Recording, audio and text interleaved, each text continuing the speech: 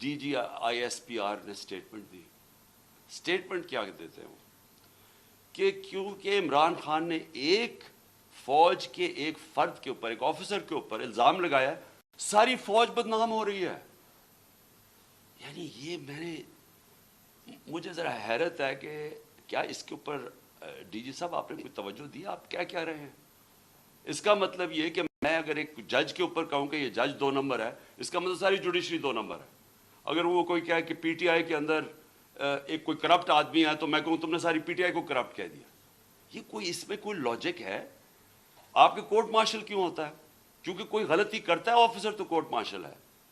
تو میں جب یہ کہہ رہا ہوں کہ مجھے یقین ہے کہ ان تینوں لوگوں نے اس پہ پوری سازش کے تحت یہ کیا، تو یہ میرا رائٹ ہے.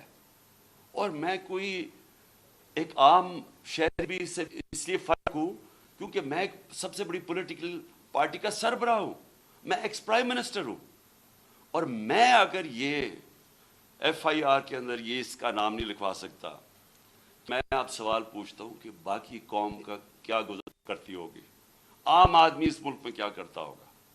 مجھے یہ بتائیں کہ یہ تو میں میری جو 26 سال پہلے تحریک انصاف فارم کی تھی، وہ پھر ثابت ہو گیا کہ یہاں تو صرف طاقتور جو ہے وہ قانون سے اوپر اور وہ سارا کچھ ہے، عام آدمی کو انصاف نہیں ملتا یہاں.